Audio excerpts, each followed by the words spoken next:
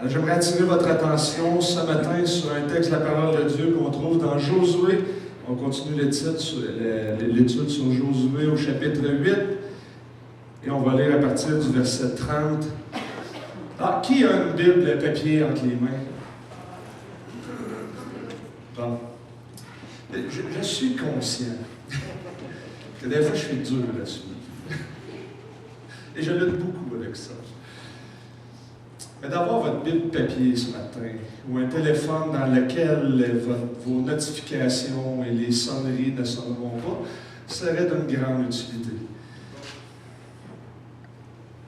Parce qu'on va regarder quand même quelques textes, parce que c'est un passage quand même important. Il y a un point tournant qui se passe ici avec Josué. Et je veux vraiment vous amener dans une question très précise. À quoi sert la loi? Lisons.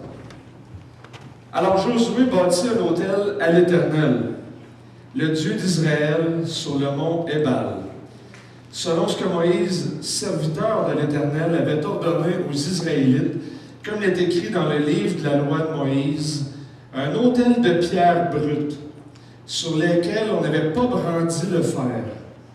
Ils présentèrent des holocaustes à l'Éternel et offrirent des sacrifices de communion. Et là, il écrivit sur les pierres un double de la loi que Moïse avait écrite en présence des Israélites. Tout Israël, ses anciens, ses officiers et ses juges, se tenaient de part et d'autre de l'arche, étrangers comme nationaux, en face des serviteurs, des sacrificateurs lévites qui portaient l'arche de l'Alliance de l'Éternel, moitié du côté du mont Garizim et moitié du côté du mont Ébal, selon l'ordre de Moïse, serviteur de l'Éternel, de bénir le peuple d'Israël en premier lieu. Ensuite, Josué proclama toutes les paroles de la loi, la bénédiction et la malédiction, selon tout ce qui est écrit dans le livre de la loi. Il ne resta pas une seule parole de tout ce que Moïse avait prescrit que Josué ne proclama en présence de toute l'assemblée d'Israël, ainsi que des femmes, des enfants et des étrangers qui marchaient au milieu d'eux. Prions. Seigneur grand Dieu, je te prie afin de me garder. Garde ma bouche de l'erreur. Que ta parole puisse être entendue, que ton Esprit Saint puisse l'appliquer à nos cœurs et aux miens aussi. Qui produise des fruits dignes d'une véritable adoration à ton égard et à toi seul seulement. Amen.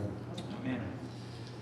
Alors, depuis le début du christianisme, les chrétiens, les théologiens, les prédicateurs ont cherché à comprendre la fonction de la loi. Et quand je parle de la loi, je parle de la loi de Moïse qu'on trouve dans l'Exode, dans les livres de Moïse, Genèse, Exode, Lévitique, Nombre, Deutéronome, et les 5 premiers livres de la Bible. Et l'objectif aujourd'hui, j'aimerais ça regarder à quoi sert la loi. Mais, bon, évidemment, je ne rentrerai pas, mon but, ce n'est pas de rentrer dans une longue discussion théologique sur les différents points de vue théologiques de comment la loi peut être comprise et appliquée.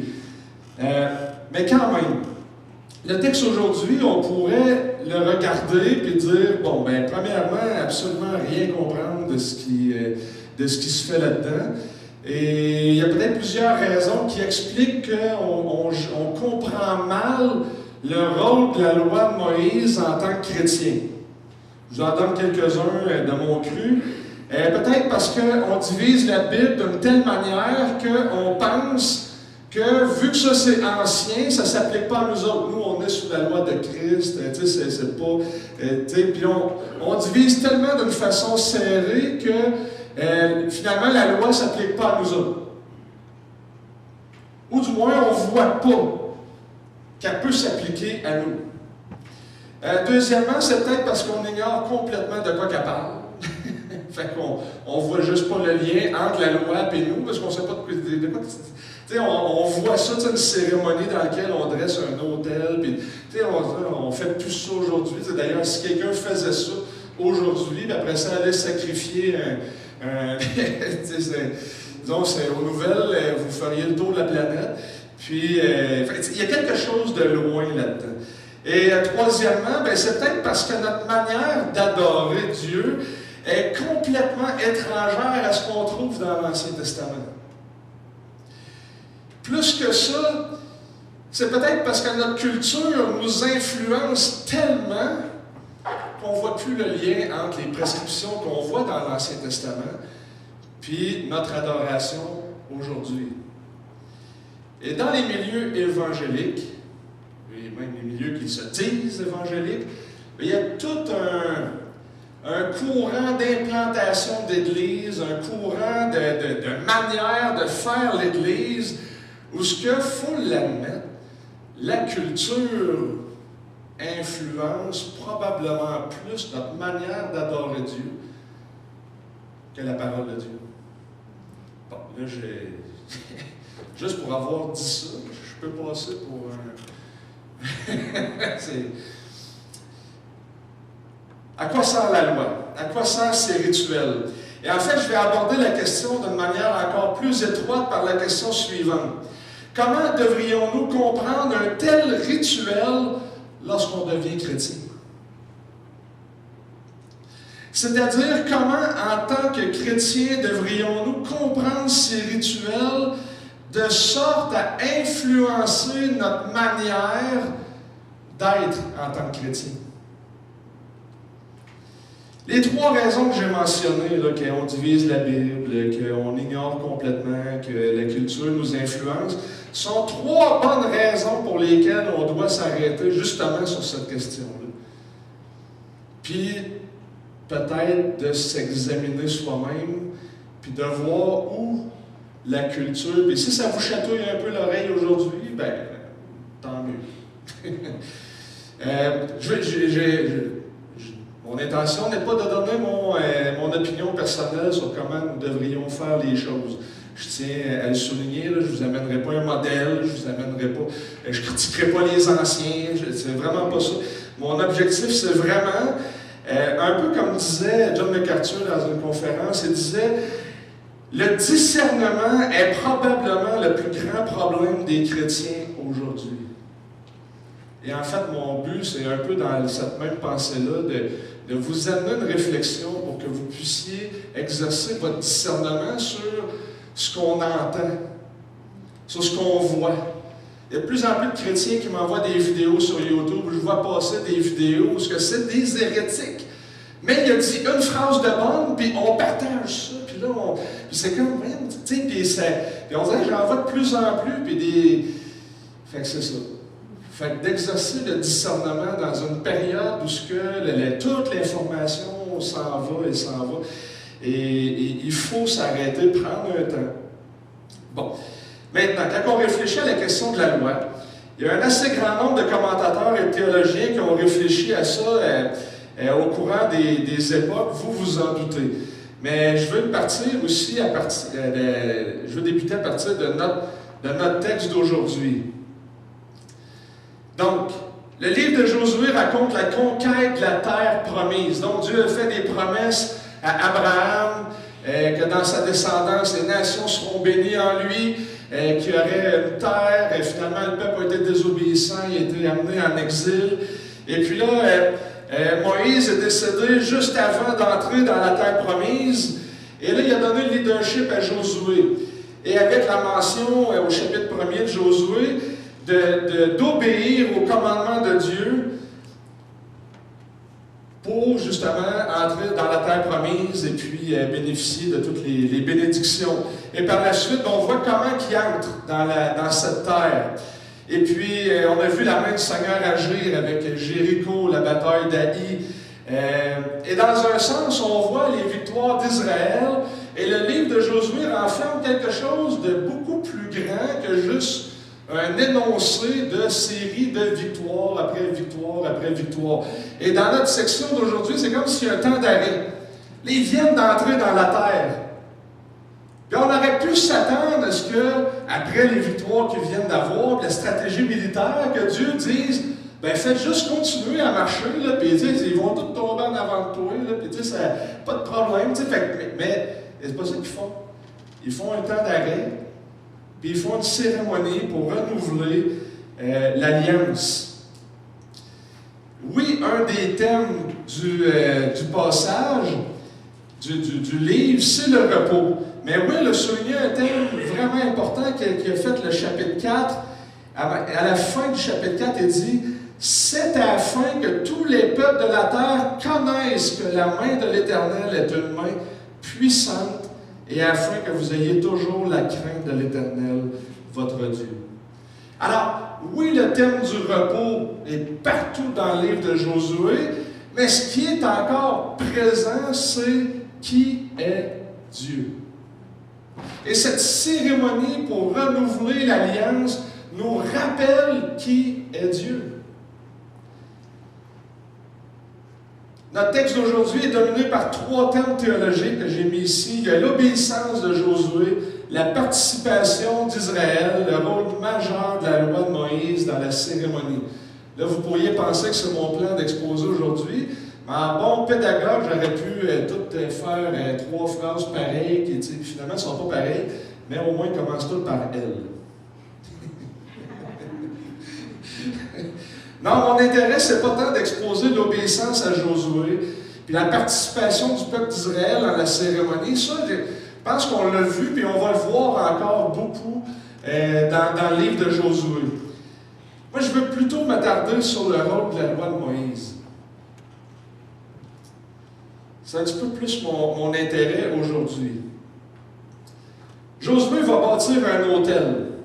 Il fait un double la loi, puis il va prêcher, ou si vous aimez mieux, il va proclamer les bénédictions, puis les bénédictions et malédictions qui sont écrites dans le livre.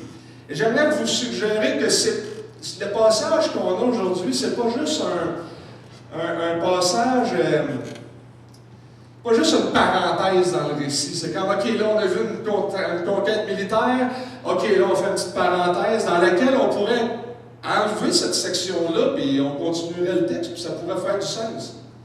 Mais c'est pas une parenthèse. Il y a quelque chose. Matthieu, la semaine passée, nous disait que, la semaine passée, à plusieurs reprises, il l'a dit, qu'on élevait un autel d'une manière à ce que quand on passe après, on voit l'autel, on sait qu'il s'est passé quelque chose d'important à ce moment-là. Mais ici, il y a quelque chose de plus. C'était pas juste pour laisser un autel pour que quand les touristes vont passer, ils voient que oh, mais c'est vraiment passé. Non, il y a quelque chose de plus. C'est-à-dire, j'aimerais vous suggérer qu'on est à un point tournant dans ce qu'on appelle l'histoire du salut. Je vais même trouver une définition de ce qu'on entend par l'histoire du salut. Par histoire du salut, j'entends le processus historique attesté dans de nombreux passages des Écritures par lequel Dieu a apporté, apporte et apportera la rédemption du monde, transformant l'état actuel des choses en l'ordre éternel annoncé par les prophètes de l'Ancien Testament et de Christ lui-même. Ça, c'est une grosse définition, là, mais ce que ça dit, en fin de compte, là, c'est que c'est un processus historique qui est reconnu dans plusieurs passages de la Bible. Il y a quelque chose d'assez important qui se produit, que Dieu est en train de pointer vers d'autres choses qui vont se produire plus tard, mais qui est basé sur ce qui a déjà été fait dans le passé. Donc, ce n'est pas juste un événement où OK, je veux célébrer la bonté de Dieu, puis là, je pars en louange, puis non, c'est Dieu qui est en train de faire quelque chose. C'est Dieu qui avait dit, à tel moment, tu feras un autel de telle manière, de telle sorte, tu feras telle chose, puis ça nous indique que ça pointe vers quelque chose, que Dieu est en train de travailler. C'est ça qui est en jeu ici. Et d'ailleurs, le texte va le souligner. Selon ce que Moïse, serviteur de l'Éternel, avait ordonné aux Israélites. Alors, Josué va bâtir un autel selon comment que Dieu a dit, tu vas faire l'autel de telle manière. Alors, il faut poser la question, quand est-ce que Dieu a dit de faire un autel de cette manière-là? Et si je vous dis Exode chapitre 20, ça vous dit quoi? Les 10 commandements. 10 commandements. Alors, mais tout de suite après les 10 commandements, qu'est-ce qu'on trouve? Comment faire l'autel. Comment faire l'autel. Alors, vous pouvez vous imaginer déjà en partant que pour des Juifs, Exode chapitre 20 est un passage vraiment important parce que c'est là où que Dieu va donner la loi à Moïse. Et immédiatement après, on va trouver au verset 22 et suivant, la loi sur l'autel. L'Éternel dit à Moïse. Alors, il faut comprendre une chose, c'est que c'est l'Éternel qui dit à Moïse, bon là je suis en train de vous dire ce que le texte dit, c'est correct, mais notre culture a dit exactement l'inverse.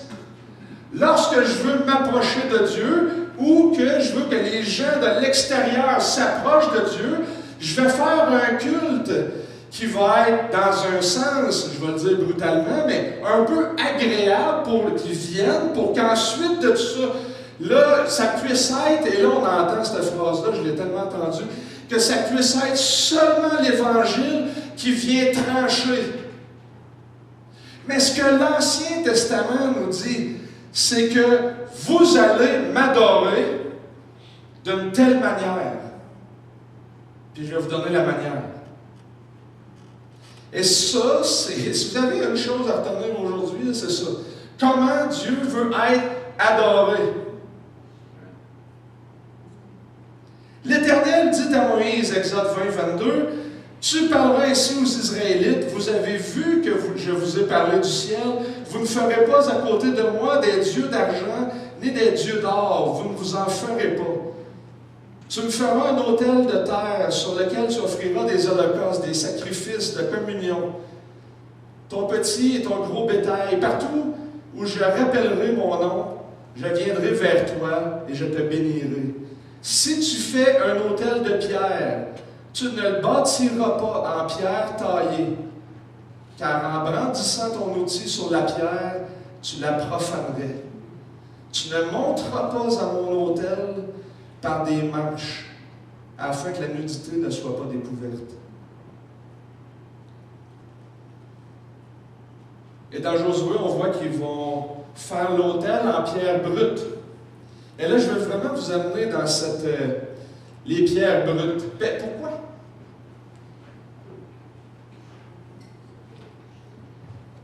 Allez, j'aimerais vous offrir un petit survol de cette expression, les pierres brutes, qu'on trouve dans la Bible. Mais il y a une deuxième expression qui est équivalente, qui se trouve à être dans l'Ancien et dans le Nouveau Testament, n'est pas fait de main d'homme. Parce que le principe, c'est ça. Tu vas prendre une roche. Le Dieu de la création a tout créé, donc des roches. Tu vas en prendre une que ta main n'aura pas sculptée. Puis tu vas, vous avez vu, c'est Dieu pourvoit à la manière de faire la tête. C'est un peu le principe en arrière de ça. Mais je veux que vous voyez la trajectoire entre qu'est-ce qui est en train d'être annoncé et pourquoi. C'est quoi cette idée-là de pierre brute? Puis de... Alors, tournez avec moi dans Actes. On va partir dans Actes 7,44. On commence par la fin un peu. Okay?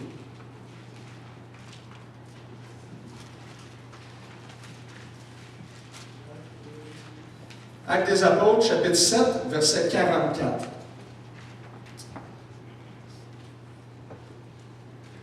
Nos pères avaient au désert la tente de témoignage, comme celui qui parlait à Moïse avait ordonné de le faire d'après le modèle qu'il avait vu. Après l'avoir reçu, nos pères l'introduisirent sous la conduite de Josué. Alors, on est dans ce récit-là. Dans le pays conquis sur la nation que Dieu chassa devant eux. Elle y resta jusqu'au jour de David, qui obtint la faveur de Dieu et demanda de trouver une demeure pour la maison de Jacob. Mais ce fut Salomon qui lui bâtit une maison. Cependant, le Très-Haut n'habite pas dans ce qui est fait par la main de l'homme, comme dit le prophète. Alors, vous avez vu l'expression « fait, pas fait par la main de l'homme ». Et là, il va citer Isaïe 66, 1. « Le ciel est mon trône et la terre mon marchepied. Quelle maison me bâtirez-vous, dit le Seigneur, ou quel sera le lieu de mon repos? N'est-ce pas ma main qui a fait tout cela? Homme au raide, incirconcis de cœur et d'oreille, vous vous opposez toujours au Saint-Esprit, vous comme vos pères. Lequel des prophètes? Vos pères n'ont-ils pas persécuté? Ils ont mis à mort ceux qui annonçaient à l'avance la venue du juste, dont vous êtes devenus maintenant les meurtriers après l'avoir livré. Vous qui avez reçu la loi sur l'ordre des anges et qui ne l'avez pas gardée. Toute cette section-là arrive à la conclusion, comme Moïse avait été rejeté, et que le culte du peuple aussi, le culte est devenu blasphématoire. De même, le Christ ayant été rejeté, le culte du temple devient blasphématoire. Étienne a été lapidé pour cette théologie. Mais il y a quelque chose de plus. Parce qu'on peut discerner dans les paroles d'Étienne, dans le livre des Actes, quelque chose de plus grand. C'est qu'il est en train d'expliquer que les choses annoncées à Moïse, laissées à Josué, pointaient vers quelque chose de plus loin, l'arrivée du juste. Donc, on sait en tant que chrétien que c'est Jésus. Mais ça pointait vers. OK? Et donc, le fait qu'on ait rejeté Jésus, l'adoration qui est au temple devient blasphématoire. Parce que le temple était bâti, Jonathan l'a souligné un matin, d'une manière à ce que ce soit des choses temporaires en vue de ce qui est vraiment plus grand, c'est-à-dire l'arrivée du juste, comme Étienne va le souligner. Et l'adoration à partir de la venue de Jésus, à partir du Christ, on ne pouvait plus penser l'adoration en termes de temple local à Jérusalem. Et là, on revient à ce que Jésus disait déjà dans Jean chapitre 2. « Détruisez ce temple et en 3 jours, je vais le relever. » Mais il parlait du temple de son corps. Et là, plus tard, au chapitre 4, on n'adorera plus sur une montagne ou au temple de Jérusalem, mais en esprit et en vérité. Donc, il y a quelque chose de plus grand, qui est universel, qui est annoncé. Et ça ne se fera plus simplement à un endroit. Et là, pour appuyer ce qu'il dit, il va citer Isaïe 66. Avec la résurrection, Dieu n'habite plus un temple fait de main d'homme. Est-ce que, en vérité, Dieu habiterait sur la terre alors que le ciel, dans toute son immensité, ne saurait le contenir? Combien moins ce temple pourrait le contenir? Fait de main d'homme. Mais les Juifs avaient mis leur espérance dans leur manière de s'approcher de Dieu dans ce temple. Et ils avaient oublié que le temple pointait vers quelque chose de plus grand.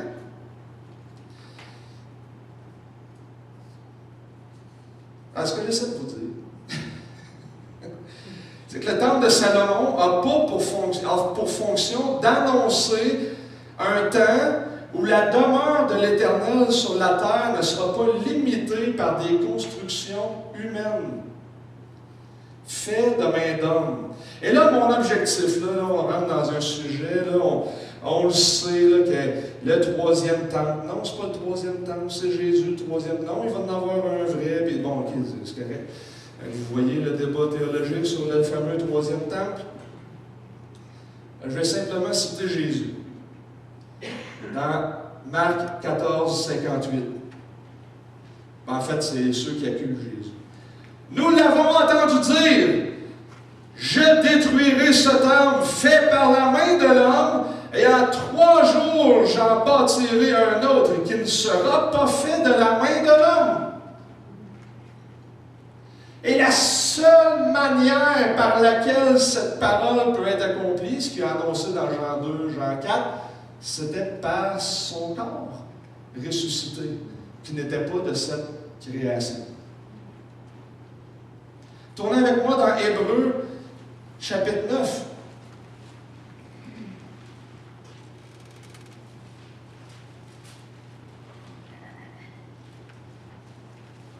Mais Christ est venu comme souverain sacrificateur des biens à venir. Il a traversé le tabernacle plus grand et plus parfait qui n'est pas construit par la main de l'homme, c'est-à-dire qui n'est pas de cette création. Le corps de Jésus ressuscité est une nouvelle création. Et Paul va prendre cette même théologie dans 2 Corinthiens 5 et dans d'autres passages en disant, vous êtes morts avec Christ et vous êtes ressuscités, vous êtes une nouvelle création. Mais une nouvelle création ne peut pas provenir de la création. C'est l'œuvre du Saint-Esprit, c'est l'œuvre de Dieu de créer dans le même chapitre. Verset 24, « Car Christ n'est pas entré dans un sanctuaire fait par la main de l'homme, imitation du véritable, mais dans le ciel même, afin de se présenter maintenant pour nous devant la face de Dieu. » Alors, « fait par la main des hommes » est une expression dans le Nouveau Testament et dans l'Ancien qui est toujours employée à propos des idoles et systématiquement négatif dans le Nouveau Testament. L'expression d'Étienne vise à critiquer ce qui relève de l'idolâtrie.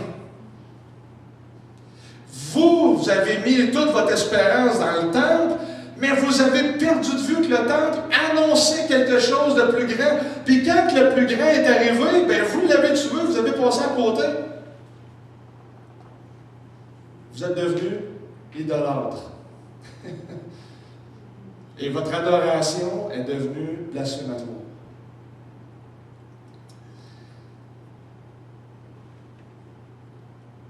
Cette même expression, on la trouve dans Daniel chapitre 2, où il y a une pierre qui va se détacher d'une grande statue dans la vision de Nebuchadnezzar, et Daniel va expliquer.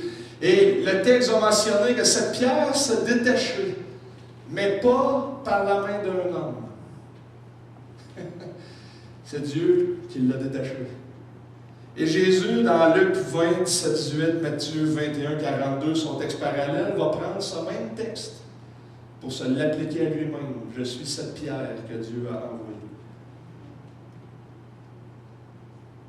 Alors, en résumé, les Juifs incrédules avaient fait du temple de Dieu une idole, car ils avaient refusé d'adopter à son sujet une perspective qui visait vers l'avenir. Autrement dit, le temple pointait vers quelque chose de beaucoup plus grand. C'est ce qu'on trouve par cette expression « fait par la main de l'homme ». Et son équivalent de cette expression est pas fait en pierre brute, qui ne sera pas façonné par la main d'un homme, de sculpter. Et on trouve l'expression pierre brute dans 3 passages. Dans Exode, qu'on a lu, dans Josué, et dans Deutéronome, qu'on a lu tantôt au chapitre 27. Et une allusion dans un roi qui fait référence aux événements qu'on parle aujourd'hui. Alors, il y a vraiment quelque chose de précis que Dieu veut qu'on comprenne dans la manière de s'approcher de lui.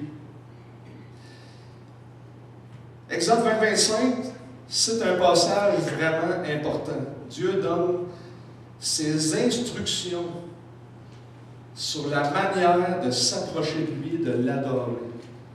Prenons-le pas à la légère. Ce n'est pas avec des pierres qu'on aurait sculpté.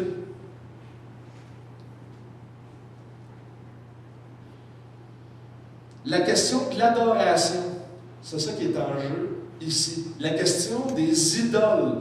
Des idoles, pas juste dans le temple où on s'est fait une idole, mais une idole dans la manière qu'on peut s'approcher de Dieu. Le passage de Josué 8, 31, accomplit Exode 20, 25. Il dit, vous allez faire, puis Josué, il est mentionné qu'il fait exactement pareil.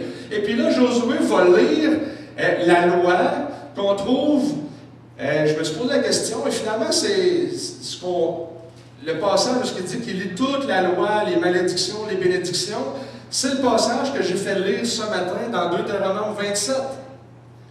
Où il y a les bénédictions, les malédictions, puis la manière de faire le culte, qui est en référence à Exode, et c'est ce que Josué fait. Tantôt, on a arrêté de lire au premier. En fait, on a lu Deutéronome 27, 1 à 10. Okay? Mais la liste des malédictions, elle commence au verset 15. Deutéronome 27, 15. Et je vais attirer votre attention sur la première malédiction. Je vais lire le verset 14. Les Lévites prendront la parole et diront d'une voix haute à tout Israël: maudit soit l'homme qui fait une statue ou une image en métal fondu, horreur aux yeux de l'Éternel, œuvre des mains d'un artisan. Voyez-vous le même langage? Et qui la place dans un lieu secret, et tout le peuple répondra et dira Amen. La première malédiction concerne l'idolâtrie. On ne s'approche pas de Dieu comme on veut. Et là, on se dit, nous autres, en tant que chrétiens, on est correct. On n'est pas là-dedans, nous autres. Nous autres, c'est Jésus-Christ seulement, puis la parole de Dieu seulement, puis oui, gloire, amen. Et pourtant, un jeune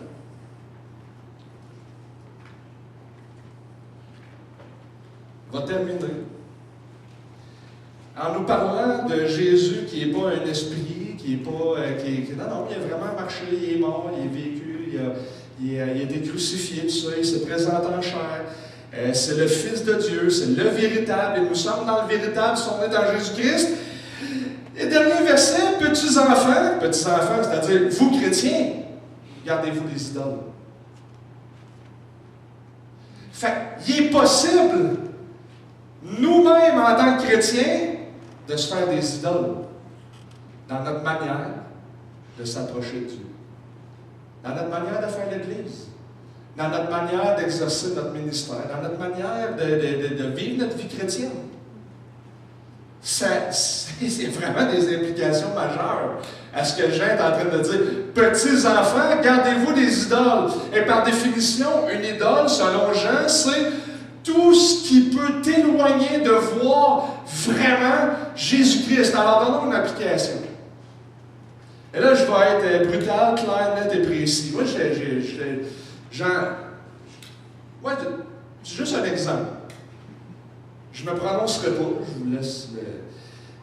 Combien d'églises?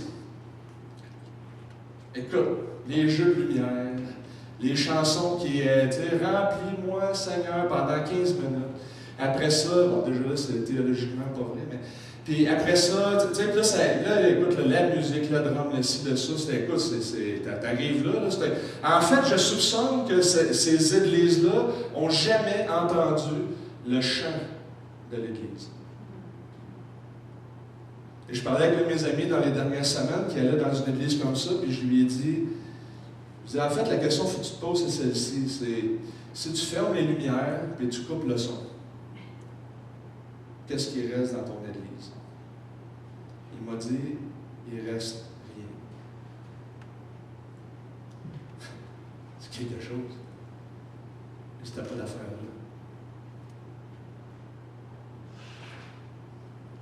Ah, mais là, j'aime la musique. Puis là, ouais, mais tu sais, toi, dans ton église, vous mettez le Saint-Esprit dans une boîte. Hein? On a-tu entendu ça? Vous mettez le Saint-Esprit dans une boîte parce que vous autres, vous refusez d'être extravagants. Alors, je vais vous donner une réponse. Vous savez pourquoi on met le Saint-Esprit dans une boîte? parce que le Saint-Esprit lui-même a défini la boîte. Vous ne vous approcherez pas du Dieu vivant d'une manière idolâtre. Voici mes commandements. On n'est plus dans l'Ancien Testament. Nous, aujourd'hui, on est sur la Nouvelle Alliance, la loi de l'amour, puis ça. Ah, la loi de l'amour, hein, c'est drôle, hein? Parce que le passage que tu cites pour dire qu'il faut que tu aimes ton prochain fait partie, en fait, c'est une citation d'un texte de la loi de Moïse. Tu ne t'approcheras pas de Dieu comme tu veux. Tu ne te forgeras pas une adoration qui te fait sentir bien, mais qui est un horreur à l'éternel. Je ne dis pas que toute adoration doit faire en sorte que tu ne te sentes pas bien, c'est pas ça que je dis, vous comprenez. C'est juste un exemple. On aurait pu citer plein de groupes sectaires, on aurait pu citer plein de choses où on ne reconnaît pas la divinité de Jésus, on ne reconnaît pas la Trinité, on ne reconnaît pas la puissance de la parole de Dieu, les Mormons, bon, on peut en nommer plein. Mais nous-mêmes, dans notre milieu évangélique, examinons-nous aussi. Je ne suis pas en train de vous dire qu'il ne faut pas avoir la guitare, tu sais, psaume 150, louer Dieu, tous les instruments. Alors, la guitare est un instrument, je peux louer Dieu avec la guitare, tu sais, c'est correct, ça va le raisonnement. Mais c'est pas ça que je dis. Mais quand on commence à avoir des raisonnements pour penser qu'on est capable de plus, là, on est en train déjà de déraper. Mais Dieu dit, tu ne t'approcheras pas de moi comme tu veux. Il y a déjà eu dans une église, il y avait la jeunesse qui faisait la musique. Et puis là, ça arrivait, les pantalons déchirés, tout ça. À un moment donné, un des anciens de cette église-là qui était allé les voir et dit, là, tu vas t'habiller convenablement. Ouais, dis-moi, c'est où dans la Bible qu'il faut être habillé d'une telle manière, puis ci, puis ça. Exode 19. Tu vas te préparer pendant quasiment une semaine à venir à la rencontre de ton Dieu. Tu vas être vêtu de... On n'est plus dans l'Ancienne Alliance. Ça pointait vers quelque chose. Mais ça pointait vers comment? La manière qu'on s'approche de Dieu. Tu ne viens pas à Dieu de n'importe quelle manière. Puis là, je ne dis pas qu'il faut être tout en veston cravate, puis c'est pas ça que je dis. Comprenez? Exercer du discernement. Moi, j'amène des réflexions. À quoi sert la loi? Galates 3 nous dit, on l'a lu tantôt aussi, que la loi est bonne. Réfléchissons à la question de la loi. Alors, il commence par réfléchir, Paul, dans Galates 3, à cette idée que, dans le fond, Dieu a donné à Abraham, mais pas d'une façon ce qu'il y avait un intermédiaire. On voit dans Genèse 12, Genèse 15, Dieu s'adresse à Abraham. C'est Dieu qui va conclure l'alliance. Il passe il fait des quartiers de viande et tout ça. Puis Dieu, il passe à travers les quartiers de viande. Puis c'est pas Abraham qui passe, c'est juste Dieu qui passe. Okay? C'est Dieu qui fait l'alliance, c'est Dieu qui parle à Abraham, c'est Dieu qui fait la promesse et tout ça. Et là, Paul nous rappelle cette promesse-là. Mais rendu un petit peu plus tard, il va dire que la loi a été donnée par l'intermédiaire de médiateurs, c'est-à-dire Moïse. Et donc, il a parlé à Moïse, et Moïse, après ça, est allé voir le peuple. Donc, il y avait des médiateurs, des prêtres, des prophètes, le roi. Et les médiateurs servaient d'intermédiaires entre Dieu et le peuple, et du peuple vers Dieu. OK? Donc, le rôle du médiateur, c'est ça. Et donc, Paul va dire pourquoi la loi, parce qu'il pose la question. Premièrement, elle a été donnée à cause de nos transgressions. Il y a deux manières qu'on peut comprendre cette phrase, donnée pour nos transgressions. Et là, ce que je vous dis là, c'est tout pertinent, parce qu'on voit ça dans Josué. Okay? C'est ce que Josué dit. En fin de compte, dans la cérémonie, on voit ce que Paul est en train d'expliquer. Alors, on peut comprendre de deux manières pour les transgressions. Et les deux sont vrais, à mon sens. Un, pour limiter la transgression. C'est-à-dire mettre une barrière, une clôture aux transgressions, parce qu'on est tellement méchants, et s'il n'y a pas de clôture, bien, on ferait juste empirer. Deuxièmement, afin que la méchanceté des hommes devienne avec clarté transgression. C'est pas juste une faute, je t'ai offensé, ok, on s'excuse, on se serre la main, on prend une bière. Non, il y a quelque chose de vraiment plus profond. Ça devient transgression, ça devient vraiment contre Dieu, ça devient une offense au Dieu qui te donne la vie. Alors, si on lit le livre de Josué, on arrive à ce passage-là, on pourrait peut-être penser que, c'est parce qu'ils ont respecté la loi de Moïse, il était tellement bon qu'ils ont dit, on fait une célébration pour dire, hey, Dieu, enfin, là, on a été correct, et là, Dieu nous bénit. Mais par la lecture des malédictions, ça nous rappelle qu'il y avait lamentablement échoué, qui avait été en exode, en exil. Et en fait, ce qu'on voit, c'est que c'est le Dieu de promesse, lui fidèle. Nous ne le sommes pas. Et là, ça devient vraiment transgression. Et là, ils vont lire, oui, les bénédictions, mais les malédictions aussi. Qui est un rappel au peuple qu'on ne se fait pas de veau d'or. Puis on n'approche pas de Dieu comme on veut. La cérémonie qu'on trouve dans Josué souligne ce point. Deuxièmement, Paul va dire dans Galates qu'elle est donnée comme une structure, je pense que je vous l'ai mis ici, comme une structure temporaire jusqu'à ce que la descendance de la promesse vienne. Donc, il a fait des promesses à Abraham. Dans ta descendance, les nations vont être bénies, puis tout ça. Et là, après ça, vient Moïse, la loi et tout. Mais pourquoi pas juste passer de la promesse à Abraham, Jésus? Tu sais, pourquoi pendant la loi, l'échec du peuple, les prophètes, puis des centaines d'années qui passent, le silence de Dieu pendant 400 ans après Malachie, puis tu sais, là, c'est comme, pourquoi pas passer d'Abraham à tout? Le fils de la promesse est arrivé, accompli. Et pourquoi la loi?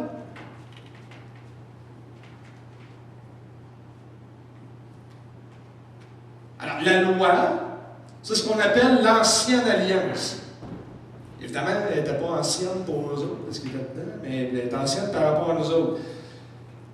Mais Moïse, serviteur de l'Éternel, c'est ce que le texte dit, Moïse, serviteur de l'Éternel. En fait, la loi, par la loi, Dieu donne la structure, la manière par laquelle on s'approche de Dieu. Mais c'est juste le serviteur. Le point derrière la loi, c'est qui est Dieu. Et rappelez-vous dans Josué 4, afin que toutes les nations sachent que l'Éternel est puissant. Qu'est-ce qui arrive avec la loi? L'histoire de l'Exode. Et l'Exode devient un modèle, même dans le Nouveau Testament, pour parler du peuple qui est, oui, libéré de l'esclavage du péché, mais qui n'est pas encore glorifié. On attend encore le salut final. On est des pèlerins sur cette terre. Et toutes ces choses. Tu sais, pourquoi le temple? Pourquoi la loi? Pourquoi détailler de long et en large les sacrificateurs? Pour qu'on comprenne. Si ces choses pointent. Jésus va dire dans Matthieu 5,17, ne pensez pas que je suis venu abolir les prophètes et la loi, mais plutôt les accomplir. Littéralement, ce qu'il dit, c'est que je suis venu accomplir la loi. C'est-à-dire que la loi pointait vers quelque chose, et moi, je suis venu mener à l'accomplissement tout ce que la loi pointait vers. C'est-à-dire, pourquoi étudier les sacrificateurs? Pour comprendre le rôle de sacrificateur de Jésus. Comment vous voulez comprendre qu'il a traversé les cieux comme un sacrificateur qui va intercéder pour nous si on ne sait pas? Ça serait un beau verset, mais comment qu'on peut voir que le temple, que Jésus est le temple, si on n'a pas toutes les instructions qui viennent avec pour montrer que c'est le lieu où Dieu va rencontrer son peuple, c'est le lieu que Dieu va vouloir l'adoration selon ses prescriptions, puis tu sais, il manquerait quelque chose. Alors la loi donne la structure, et Josué nous rappelle cette structure aussi, qui était dans l'ancienne alliance temporaire. C'est-à-dire que tout le peuple était rassemblé, les sacrificateurs, les Josué qui étaient là comme leader. Après ça, il y avait les Lévites, il y avait les anciens, il y avait tout le monde était réparti selon la loi de Moïse. Mais là, on est en train de voir la structure de l'ancienne alliance dans Josué qui est en place. C'est une structure qui est représentative, c'est-à-dire qu'il y a un médiateur, des médiateurs, prophètes, qui vont être intercédés pour le peuple et vice-versa, dans les deux sens. Et aussi tribal, c'est-à-dire qu'il avait ordonné des tribus, et chaque tribu selon sa fonction. Et là, on voit dans Josué que les Lévites étaient là pour le sacrifice. Après ça, la descendance du roi venait dans la tribu de Juda, etc., etc. Donc, c'est Dieu qui avait déterminé ça. Alors, on voit la structure de l'ancienne alliance. Et troisièmement, ce que Paul nous dit, c'est que la loi était donnée pour tout enfermer sous le péché, afin que la promesse soit donnée par la foi en Jésus-Christ à ceux qui croient. C'est-à-dire que tout ça est donné pour que lorsqu'on verrait Jésus, qu'on dise « c'est lui ». La loi disait « il s'en vient ». Et nous, on est de l'autre côté pour on dit « c'est lui » qui était promis. C'est lui qui est là. Alors, est-ce que c'est pertinent pour nous aujourd'hui?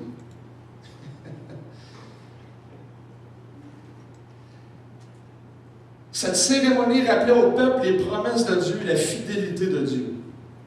Dieu a fait des promesses, il les accomplit. Dieu est fidèle, il les accomplit. C'est un avertissement pour ceux qui ne respectent pas ce que Dieu avait demandé. Puis c'est un rappel, c'est un renouvellement de cette alliance-là au moment précis où ce que Dieu dit, tu entres dans la terre. Et chapitre 24 de Josué, à peu près les mêmes vérités sont rappelées complètement à la fin du livre. C'est comme de Josué 8, puis à la fin du livre, c'est rappelé ces choses. Et là, on voit que finalement, le livre de Josué, c'est, oui, la puissance de Dieu, oui, le repos dans ce Dieu qui est fidèle à ses promesses, mais on ne s'approche pas de Dieu comme on veut. Dans notre culture aujourd'hui, il y a un changement majeur qui s'opère présentement. Dans les 2 dernières années, il y a un changement majeur de culture. On entend parler du wokisme, la cancel culture, partout, si vous n'êtes pas LGBTQ+, machin, Y, il y en a à peu près 22, là. Si vous n'êtes pas là-dedans, vous êtes censuré des universités, vous pouvez perdre vos emplois. Même c'est rendu, j'ai vu qu'ils ont voulu faire l'imposition des mains, c'est-à-dire un ancien qui impose les mains à quelqu'un qui fait une prière pour être considéré quasiment comme un acte médical. C'est des choses qui se discutent. En fait, je vais le dire comme ça, il n'y a pas un projet de loi actuellement qui n'attaque pas une doctrine chrétienne. Quasiment. Il y a un analyste sociologue aux États-Unis qui dit « Présentement, c'est une guerre contre le christianisme déguisée par en arrière. » Parce que c'est la doctrine chrétienne qui est attaquée. Il y a un changement majeur de culture.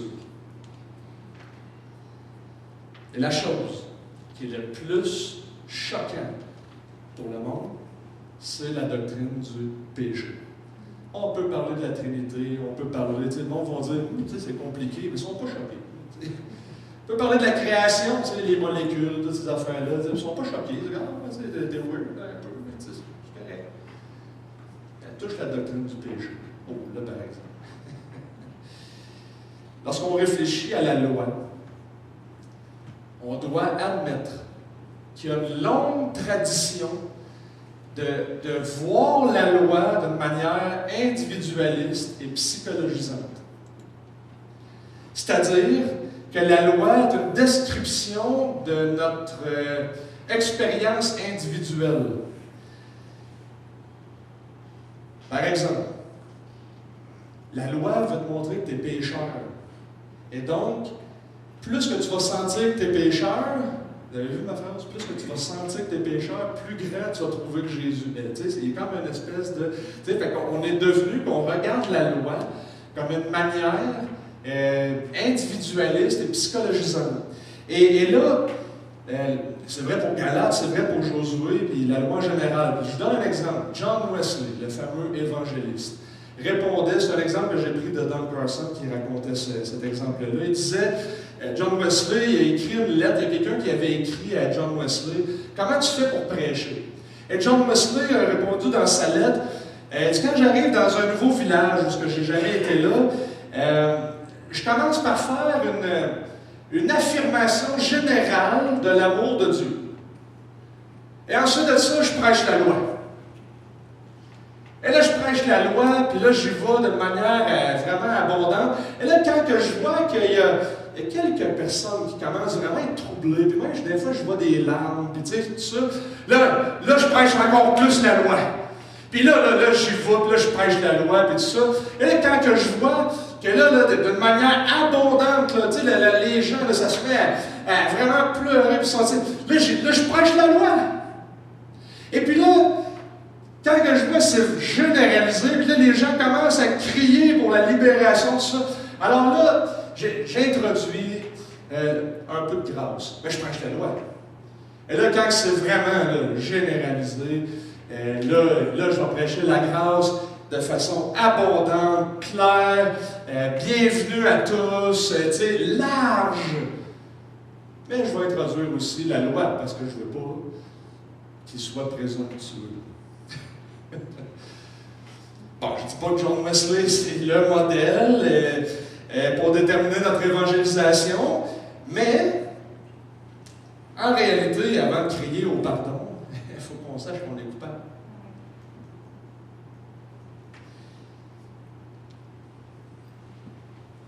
Mais Josué et Paul n'est pas en train d'expliquer la psychologie de la conversion.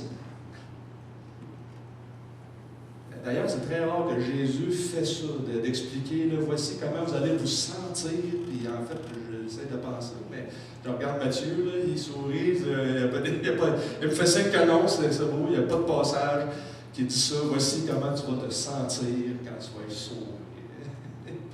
On ne voit pas beaucoup ça. Pourquoi que Dieu établit toutes ces choses à travers les siècles? C'est pour être certain que vous compreniez que vous êtes perdus.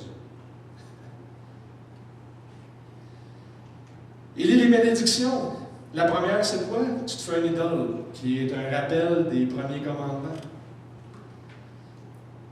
Josué fait dans la cérémonie un rappel aussi qu'on ne s'approche pas de Dieu comme on veut. Il faut admettre que des passages comme Josué, Galates et d'autres Romains et compagnie, on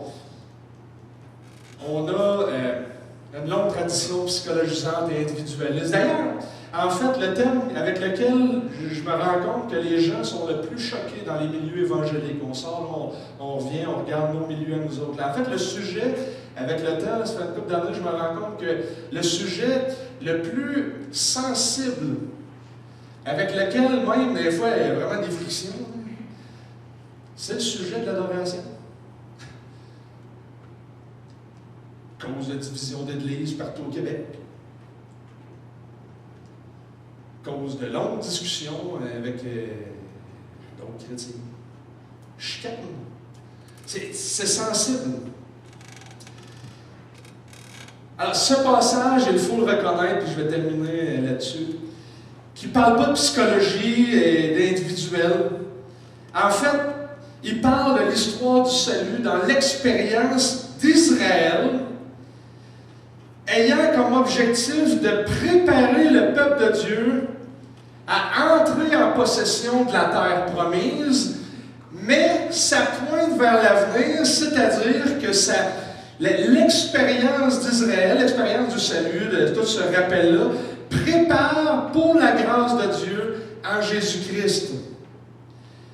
Et c'est encore vrai aujourd'hui que si on veut déterminer la manière qu'on s'approche de Dieu, en dehors de ce qui est révélé dans les écrits bibliques, ben on a un problème.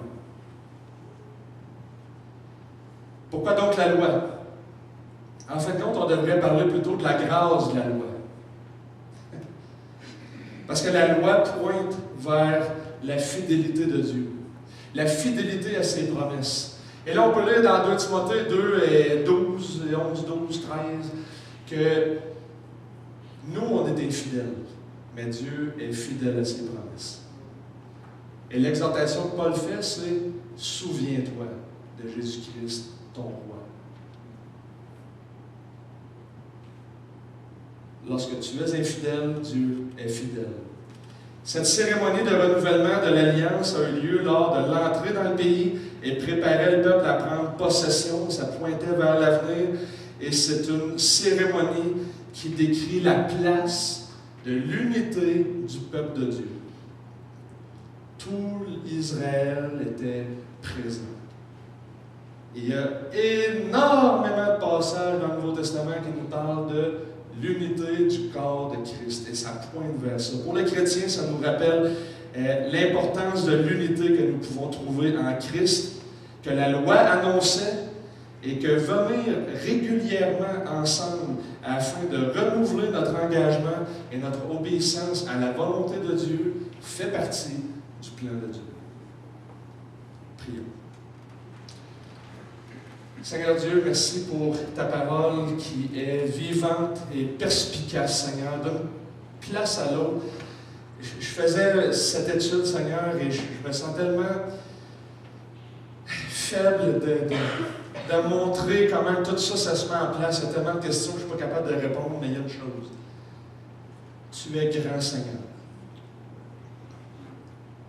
Et aide-moi à me repentir. Donne-moi la repentance là où il faut dans ma vie pour que je puisse m'approcher de toi d'une manière digne.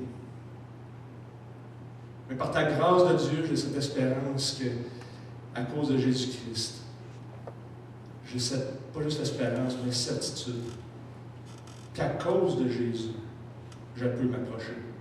Parce que son sang purifie de tout péché. Et sois loué éternellement. Et je veux te prier pour cette Église, pour que on puisse préserver l'unité. Qu'on puisse dire toute l'Église unie en Christ. Pour qu'on puisse dire toute l'Église te loue, même dans les temps difficiles. En contemplant ta fidélité, en relevant avec grâce ceux qui ont tombé, et en t'aimant et en nous aimant à cause de qui tu es. C'est en ton nom que je veux te prier. Amen. Alors, surprenamment, je l'ai passé. Galates nous dit: quant à moi, frère, si je prêche encore la circoncision, pourquoi suis-je encore persécuté? Le scandale de la croix a donc disparu. Qu'ils se mutilent donc ceux qui mettent le trouble parmi vous. Frères, vous avez été appelés à la liberté. Seulement ne faites pas de cette liberté un prétexte pour vivre selon la chair. Mais par amour, soyez serviteurs les uns des autres. Alors je vous envoie, soyez des serviteurs à cause de Christ, que vous êtes libérés, oui, du fardeau de la loi qui nous montrait qu'on était pécheurs, mais par amour pour les autres, allez